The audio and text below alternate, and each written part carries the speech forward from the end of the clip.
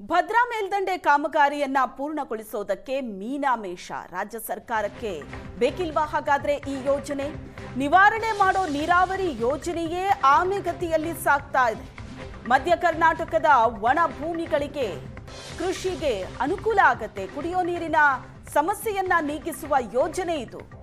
ಆದರೆ ಈ ಯೋಜನೆಯಲ್ಲೇ ಮೀನಾಮೇಷ ಎಣಿಸ್ತಾ ಇದೆ ಸರ್ಕಾರ. 2008ರಲ್ಲಿ ಆರಂಭಗೊಂಡಿದ್ದ ಭದ್ರಾ ಮೇಲ್ದಂಡೆ ಯೋಜನೆ, ತುಂಗಾ ನದಿಯಿಂದ ಭದ್ರಾ ಜಲಾಶಯಕ್ಕೆ ನೀರು ಸರಬರಾಜು ಮಾಡುವಂತಹ ಈ ಯೋಜನೆ ಆಮೆಗತಿಯಲ್ಲಿ ಸಾಗ್ತಾ ಇದೆ. ತುಂಗಾ ನದಿಯಿಂದ 17.40 ಟಿಎಂಸಿ ಅಡಿ ನೀರು ಭದ್ರಾ ಜಲಾಶಯಕ್ಕೆ ಹಂತ ಹಂತವಾಗಿ 2 ಪಂಪ್ ಹೌಸ್ ಅನ್ನ ಬಳಸಿ ಲಿಫ್ಟ್ ಮಾಡೋದು. ಆದರೆ ಈ ಯೋಜನೆ ಈಗ ಆಮೆಗತಿಯಲ್ಲಿ ಸಾಗ್ತಾ ಇದೆ. ಚಿತ್ರದುರ್ಗ, ದಾವಣಗೆರೆ, ಶಿವಮೊಗ್ಗ, ಚಿಕ್ಕಮಗಳೂರು, ತುಮಕೂರು ಜಿಲ್ಲೆಗೆ ಕುಡಿಯೋ ನೀರಿನ ಸೌಲಭ್ಯವನ್ನ ಒದಗಿಸುವಂತಹ ಯೋಜನೆ ಇದು. 350 ಕೋಟಿ ರೂಪಾಯಿ ವೆಚ್ಚದ ಕಾಮಗಾರಿ ಪೂರ್ಣಗೊಂಡರೂ ತಾಂತ್ರಿಕ ತೊಂದರೆ ಇದೆ. 2 ಪಂಪ್ ಹೌಸ್ಗಳಿಗೆ ವಿದ್ಯುತ್ ಪೂರೈಸೋ ಗ್ರಿಡ್ನ ವ್ಯವಸ್ಥೆಯೇ ಅಪೂರ್ಣ ಆಗಿದೆ. 11 ಕಿಲೋಮೀಟರ್ ವ್ಯಾಪ್ತಿಯ ಯೋಜನೆಗೆ ಪರಿಸರ ಇಲಾಖೆಯ ಅನುಮತಿಯೇ ಇಲ್ಲ. ಇನ್ನೂ 30 ಕೋಟಿ ರೂಪಾಯಿ ಅನುದಾನದ ಅಗತ್ಯ ಇದೆ ಈ ಯೋಜನೆಯನ್ನ ಪೂರ್ಣಗೊಳಿಸೋದಕ್ಕೆ. ನಾನೀಗ ಶಿವಮೊಗ್ಗ ಮತ್ತು ಚಿಕ್ಕಮಗಳೂರು ಜಿಲ್ಲೆ ಬಾರ್ಡರ್ ಆಗಿರ್ತಕ್ಕಂಥ ಮುತ್ತಿನಕೊಪ್ಪದಲ್ಲಿ ನಿಂತಿದ್ದೀನಿ. ಇಲ್ಲಿ ಮುತ್ತಿನಕೊಪ್ಪ ನೀವು ನೋಡ್ತಾ ಇರ್ಬೋದು, ಇಲ್ಲಿ ತುಂಗಾ ಚಾನಲ್ ಬರ್ತಾ ಇದೆ.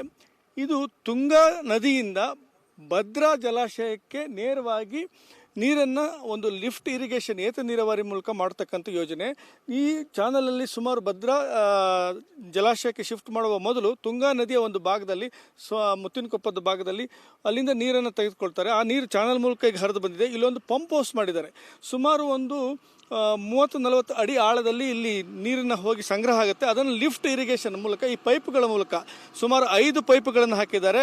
ಅದರಲ್ಲಿ 4 ಪೈಪ್ಗಳ ಮೂಲಕ ನೀರನ್ನು ಇಲ್ಲಿಂದ ಲಿಫ್ಟ್ ಮಾಡ್ತಾರೆ. ಈ ಲಿಫ್ಟ್ ಮಾಡಿರ್ತಕ್ಕಂಥ ನೀರು ನೇರವಾಗಿ ಮತ್ತೊಂದು ಇದೇ ರೀತಿಯ ಒಂದು ಪಂಪ್ ಹೌಸ್ ಇದೆ. ಆ ಪಂಪ್ ಹೌಸಲ್ಲೂ ಕೂಡ ದಾಟಿ ನೆಕ್ಸ್ಟ್ ಎಲ್ಲಿ ನೇರವಾಗಿ ಭದ್ರಾ ಜಲಾಶಯಕ್ಕೆ ಸುಮಾರು 17.40 ಟಿಎಂಸಿ ನೀರು ಸಾಗಾಣಿಕೆ ಆಗುತ್ತೆ. ಆದರೆ ಈ ಪಂಪ್ ಹೌಸ್ ಬಳಿ ನೀವು ನೋಡ್ತಿದ್ರೆ ಒಂದು ಗ್ರಿಡ್ ತಯಾರು ಮಾಡಿದರೆ. ಯಾಕಂದರೆ ಇಲ್ಲಿ ಲಿಫ್ಟ್ ಇರಿಗೇಷನ್ ಮಾಡಬೇಕಾದ್ರೆ ಮೋಟ್ರ್ಗಳನ್ನು ಹಾಕಬೇಕು. ಆ ಮೋಟ್ರ್ಗಳು ರನ್ ಆಗಬೇಕಾದ್ರೆ ಇಲ್ಲಿ ಸರಿಯಾದ ವಿದ್ಯುತ್ ಪ್ರಮಾಣ ಇರಬೇಕು. ಸಮರ್ಪಕ ವಿದ್ಯುತ್ ಪೂರೈಕೆ ಆದರೆ ಮಾತ್ರ ಕೆಲಸ ಮಾಡುತ್ತೆ. ಆ ಹಿನ್ನೆಲೆ ಗ್ರಿಡ್ ಹಾಕಿದ್ದಾರೆ. ಈ ಗ್ರಿಡ್ಗೆ ಕೇವಲ 2 ಟವರ್ಗಳನ್ನು ಹಾಕಿ ವಿದ್ಯುತ್ ಸಂಪರ್ಕ ಕೊಡಬೇಕು.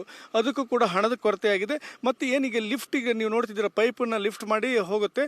ಅದು ಕೆಲವೊಂದು ಕಡೆ ಅಂಡರ್ಗ್ರೌಂಡಲ್ಲಿ ಕೂಡ ಸುರಂಗ ಮಾಡಿ ಪೈಪನ್ನು ಹಾಕಿದ್ದಾರೆ. ಆ ಜಾಗದಲ್ಲೂ ಕೂಡ ಒಂದು ಅರಣ್ಯ ಇಲಾಖೆಯ, ಪರಿಸರ ಇಲಾಖೆಯ ಒಂದು ಪರ್ಮಿಷನ್ ಬೇಕು. ಈ 2 ತಾಂತ್ರಿಕ ತೊಂದರೆಗಳಿಂದ ಸುಮಾರು 30 ಕೋಟಿಯ ವೆಚ್ಚ ಮತ್ತೆ ಮಾಡಿದರೆ ಮಾತ್ರ ಈ ಲಿಫ್ಟ್ ಇರಿಗೇಷನ್ ಕಂಪ್ಲೀಟ್ ಆಗುತ್ತೆ.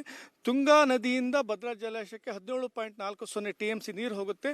ಶಿವಮೊಗ್ಗ ಜಿಲ್ಲೆ ಸೇರಿದಾಗೆ ಚಿಕ್ಕಮಗಳೂರು, ಚಿತ್ರದುರ್ಗ, ದಾವಣಗೆರೆ ಈ 4 ಜಿಲ್ಲೆಗಳಿಗೆ ಕುಡಿಯುವ ನೀರು ಮತ್ತು ಕೃಷಿ ಚಟುವಟಿಕೆಗೆ ಅನುಕೂಲ ಆಗುತ್ತೆ. ಇದನ್ನು ರಾಜ್ಯ ಸರ್ಕಾರ ಆದಷ್ಟು ಬೇಗ ಮಾಡಬೇಕು ಅಂತ ಹೇಳಿ ಇಲ್ಲಿ ರೈತರು ಕೂಡ ಒತ್ತಾಯ ಮಾಡ್ತಾ ಇದ್ದಾರೆ. ಸಾರ್ವಜನಿಕರು ಕೂಡ ಒತ್ತಾಯ ಮಾಡ್ತಾ ಇದ್ದಾರೆ. ಈ ಒಂದು ಇರಿಗೇಷನ್ ಪ್ರಾಜೆಕ್ಟ್ ಕಂಪ್ಲೀಟ್ ಮಾಡಿದರೆ ಮಾತ್ರ ರೈತರ ಸಂಕಷ್ಟ ನಿವಾರಣೆ ಆಗುತ್ತೆ. ಶಿವಮೊಗ್ಗದಿಂದ ಕ್ಯಾಂಪಸ್ನ ಅತಿಥಿ ಜೊತೆ ರಾಜೇಶ್ ಕಾಮತ್, ಏಷ್ಯಾನೆಟ್ ಸುವರ್ಣ ನ್ಯೂಸ್.